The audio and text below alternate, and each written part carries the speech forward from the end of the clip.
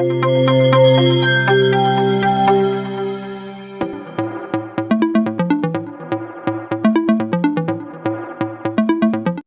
করছি তোমরা এই মুহূর্তে দেশের যে প্রান্তেই আছো পড়াশোনা করছো। তো আল্লাহর রহমতে আজকে আমরা আলোচনা করব এসএসসি জেনারেল ম্যাথ চ্যাপ্টার 11.2 এর পর্ব নাম্বার 2 এর 15 থেকে 18 পর্যন্ত অঙ্ক থাকবে। কত থাকবে? 15 থেকে 18 পর্যন্ত। আশা করছি তোমরা সুন্দরভাবে বুঝতে পারবে এবং সেই অনুযায়ী বাসায় প্র্যাকটিস করবে, এই শুভকামনায় চলো শুরু করি আমরা। প্রথম প্রশ্ন হলো, ক্রিকেট খেলায় সাকিব, মুশফিকুর এবং মাশরাফি 171 রান করলো। সাকিব ও মুশফিকুরের এবং মুশফিকুর ও মাশরাফির রানের অনুপাত, তার মানে সাকিব মুশফিকুরের যে রানটি অনুপাত সেটা মুশফিকুর আর হচ্ছে মাশরাফির রানের কিন্তু একই রকম। তো আমরা এই বিগত সময়ে অবশ্যই আমরা যে অনুপাত থেকে কিভাবে অঙ্ক করতে হয় সেটা আমরা শিখেছি। যাদের সমস্যা হবে তারা অবশ্যই তোমরা পূর্বের ভিডিওটি দেখে নিবা। আর কি দেওয়া আছে আমরা প্রথম প্রশ্নে যদি আমরা চিন্তা করি, সাকিব অনুপাত মুশফিকুর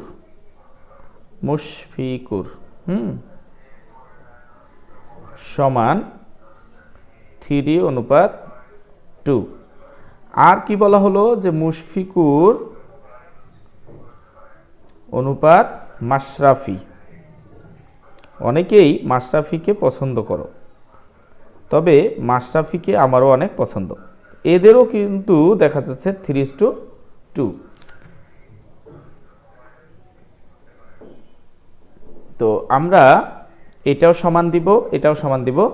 যাদের অনুপাত একই রকম আছে এই দুইটা দিয়ে আমরা গুণ করে দিব। 3 × 9 আর 3 × 6, এখানেও 3 × 6 আর 2 × 4। তাহলে সুতরাং আমরা বলতে পারি সাকিব অনুপাত মুশফিকুর অনুপাত মাশরাফি সমান হলো 9:2, দুইটা 6 এর মধ্যে একটা 6 আর কত 4। সুতরাং অনুপাতের যোগফল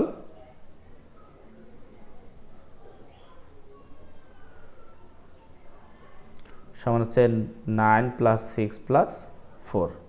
তাহলে 9 × 6 = 15, তাহলে 19। সরি 15, 9 × 6 = 15 আর 4 = 19। এখন আমরা দেখতে পাচ্ছি যে সাকিব কত রান করছে। তাহলে সাকিবের রান কত হবে? টোটাল 171 এর 9 যাবে উপরে, 19 আসবে নিচে, সমান রান। তাহলে এভাবে আমরা এটাকে যদি কাটাকাটি করি, তো যাদের সমস্যা হবে তারা ক্যালকুলেটরে তোমরা কাটাকাটি করে নেবে। 171 / 19 ইকুয়াল হচ্ছে 9, অর্থাৎ এটা কাটাকাটি করলে হচ্ছে 9। তো 9 নং কত? 81 রান। তো প্রিয় শিক্ষার্থীরা, তোমরা এইভাবে মাশরাফির এবং মুশফিকুরের রানের সংখ্যাটি বের করে নিবে। আমি কিন্তু তোমাদের এইচডব্লিউ দেওয়া পছন্দ করি, তোমরা অবশ্যই এইচডব্লিউ করা অভ্যাস তৈরি করবে। কারণ দেখো, একটা টিচার যখন পুরো সময়টা নিজেই সব কিছু করবে তখন তোমাদের কিন্তু অনেক বাকি থেকে যাবে। তোমরা ক্লাস উপলব্ধি করবে ঠিকই, তোমাদের কিন্তু কাজটা কম হয়ে যাবে। তাহলে তোমাদের কাজটা বেশি হোক এই শুভকামনাই থাকবে, তোমরা এতে মন খারাপ করবে না আশা করছি। এবার আমরা পরের প্রশ্নে চলে আসব, নাম্বার 16। তো 16 নং প্রশ্নে আমাদের কি বলছে? 16 নং প্রশ্নে বলছে, একটি অফিসে 2 জন কর্মকর্তা, 7 জন অফিস সহকারী, 3 জন অফিস সহায়ক আছে। একজন অফিস সহায়ক 1 টাকা পেলে একজন অফিস সহকারী 2 টাকা পায়। তাহলে আমরা অফিস সহায়ক যে আছে, তো অফিস সহায়ক এখানে আমরা খেয়াল করে দেখব কয়জন? 3 জন। তাহলে আমরা লিখব একজন অফিস সহায়ক পায় 1 টাকা, অর্থাৎ 3 জন অফিস সহায়ক পায়। তাহলে কি লিখব?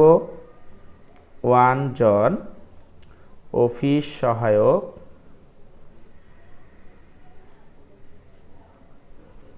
পায় কয় টাকা? 1 টাকাই পায় সে।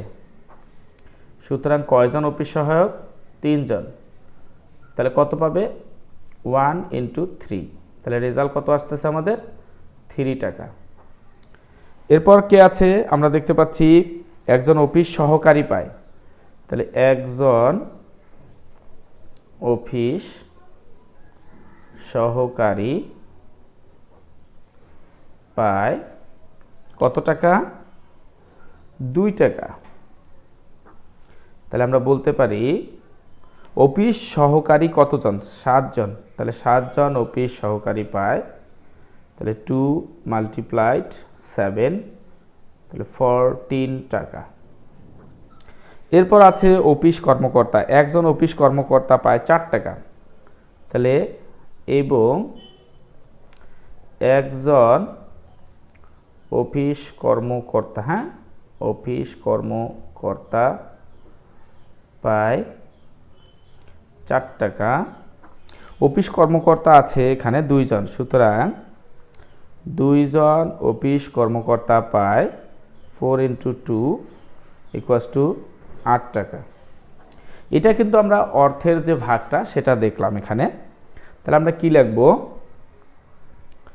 3 জন সহায়ক অনুপাত 7 জন সহকারী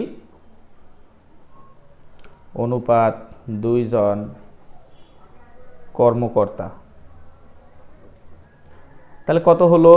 3:14:8। সুতরাং অনুপাতের যোগফল 3 + 14 + 8, তাহলে কত হলো? 22:25। তাহলে এটা আমরা যোগফল পেলাম। এখন আমরা কি লিখবো দেখো, মনোযোগ দিয়ে দেখতে হবে, তাহলে বুঝতে পারবো আমরা। তাহলে 3 জন অফিস সহকারী পায়, তাহলে 3 জন অফিস সহকারী পাবে, টোটাল টাকা হচ্ছে আমাদের কত টাকা? এখানে বলা হচ্ছে 1,50,000 টাকা, তাহলে 1,50,000 টাকা এর 3 জনের অংশে কত? উপরে 3 আর নিচে হবে টোটালটা, অর্থাৎ 25। তাহলে আমরা এখান থেকে কাটাকাটি করলে 6, 3টা 0, তাহলে 18,000 টাকা। কয়জন পাচ্ছে দেখো খেয়াল করে? 3 জন। তাহলে সুতরাং বলতে পারি একজন অফিস সহকারী পাবে, তাহলে কত হবে? 18,000কে 3 দ্বারা ভাগ হবে, তাহলে কত হাজার করে পেল? একজনই 6,000 টাকা করে পেল।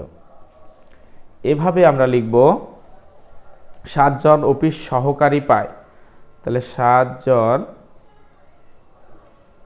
অফিস সহকারী পাবে 1,50,000 টাকা এর 14/25।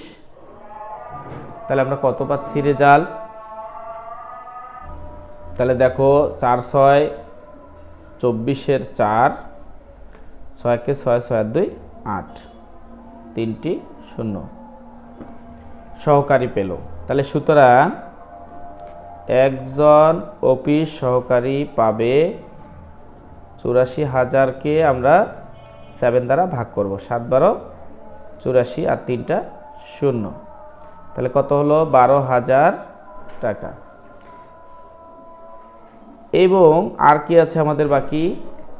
আর আছে হলো কর্মকর্তা, তাহলে 2 জন কর্মকর্তা পায়, তাহলে 2 জন কর্মকর্তা পাবে কত হবে? আমরা জানি যে 1.5 লক্ষ টাকা আছে আমাদের কাছে, এর হচ্ছে নিচে 25 যাবে আর উপরে হচ্ছে 8 যাবে, তাহলে কত হইল? একইভাবে কাটাকাটিটা করে নিবা, 6 8 48,000 টাকা। তাহলে সুতরাং একজন, এখন কথা হলো আমরা কেন 24,000 টাকা, তাহলে আমাদের রেজাল্ট আসলো 24,000 টাকা। এই 3টায় তোমরা অ্যান্সার লিখে দিবা। এখন কথা হলো যে একজন কেন বের করলাম, এখানে আমাদের প্রশ্নে ছিল যে প্রত্যেকে কত টাকা করে পাবে, কে কত বেতন পায়, তার মানে প্রত্যেকের বেতনটা হিসাব করতে হবে, নাকি তুমি সবাইরে মোট এক জায়গায় করে দিবে, ভাগ করে নিবে। কিন্তু এখানে বলা হচ্ছে কে কত, মানে কি একজন একজন করে কত করে পাবে। আশা করি তোমরা অঙ্কটি বুঝতে পেরেছো। নাম্বার 17 প্রশ্নটি দেখো, যদি কোনো বর্গক্ষেত্রের বাহুর পরিমাণ 20% বৃদ্ধি পায় তবে তার ক্ষেত্রফল শতকরা কত বৃদ্ধি পাবে।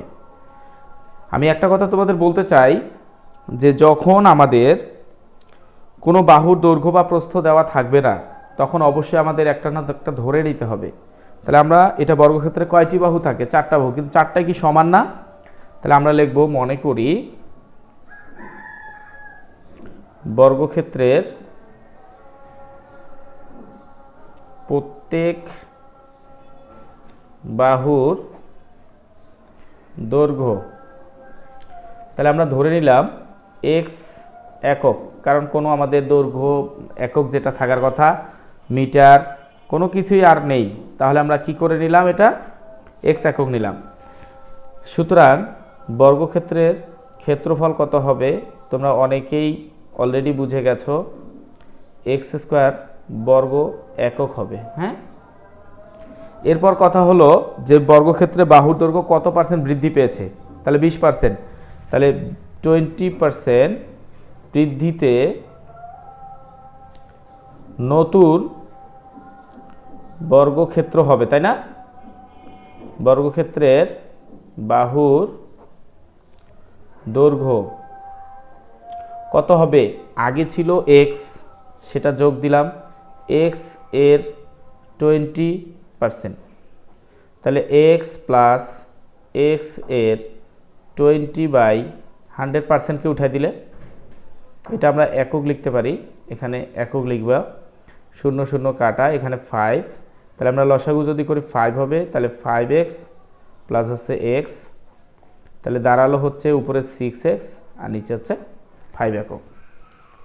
এখন কথা হলো আমরা এটা কি পেলাম, নতুন বর্গক্ষেত্রে বাহুর দৈর্ঘ্য, তাহলে নতুন বর্গক্ষেত্রে বাহুর সুতরাং ক্ষেত্রফল, নতুন বর্গক্ষেত্রের ক্ষেত্রফল, তাহলে কি হবে দৈর্ঘ্য স্কোয়ার, তাহলে 6x/5 তার উপর স্কোয়ার বর্গ একক, তাহলে 36x² কত 25 বর্গ একক। এখন ক্ষেত্রফলটা আগের তুলনায় বেশি হইল নাকি কম, দেখো লবের সংখ্যাটা বড়, তাহলে ক্ষেত্রফলটা বেশি হয়েছে, বৃদ্ধি পেয়েছে, তাহলে আমরা বলতে পারি নতুন ক্ষেত্রফল বৃদ্ধি, শুধু লিখলেও চলবে। সুতরাং ক্ষেত্রফল বৃদ্ধি, কতটুকু বৃদ্ধি পেয়েছে, আমরা 36 বড়টা আগে লিখব আর ছোটটা পরে লিখব। আগের ক্ষেত্রফল x² ছিল বর্গ একক, তাহলে এখন লসাগু যদি করি 25, তাহলে 36x² মাইনাস 25x², তাহলে উপরে পাচ্ছি আমরা কত 1 আর এখানে পাচ্ছি 1, তাহলে 11x²/25। এখন কথা হলো ইচ্ছা করলে এখানে আমরা দশমিক আকারে বের করতে পারবো, কিন্তু যদি কেউ বলো যে না আমি দশমিক আকারে বের করতে চাই না, তাহলে এই পর্যন্তই থাকবে। এখন আসি, আমরা এই ক্ষেত্রফলটা যে বৃদ্ধি পেল কতটুকু পেল, বৃদ্ধি কতটুকু থেকে কতটুকু পেল, তাহলে আমরা দেখব x² বর্গ এককে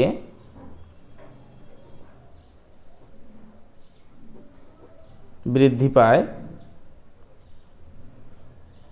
11x²/25 বর্গ একক, ঠিক কি না। অতএব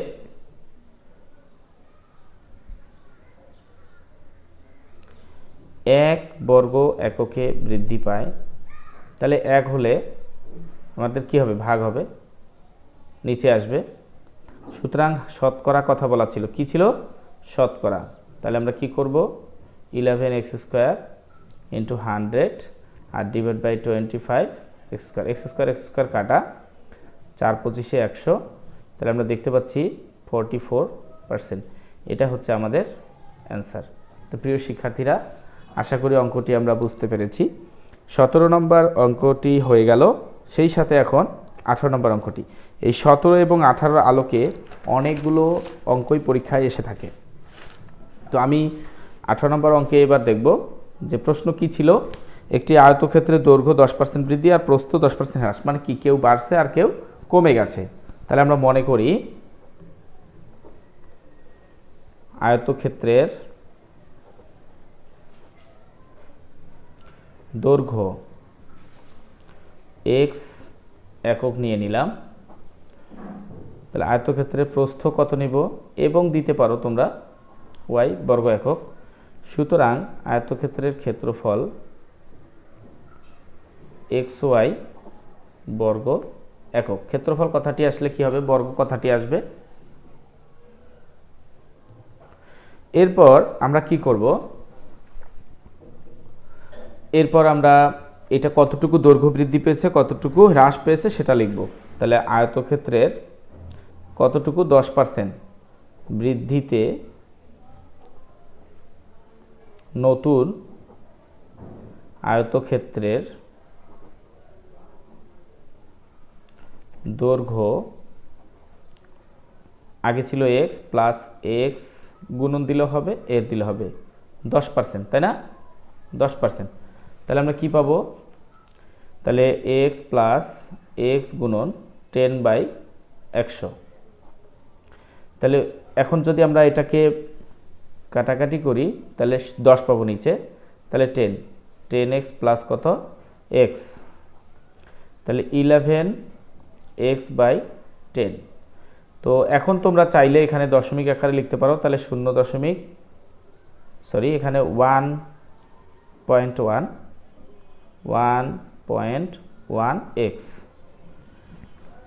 এখন আমরা এটার যে প্রস্থ হ্রাস পেয়েছে সেটা লিখব। তাহলে 10% হ্রাসে নতুন আয়তক্ষেত্রের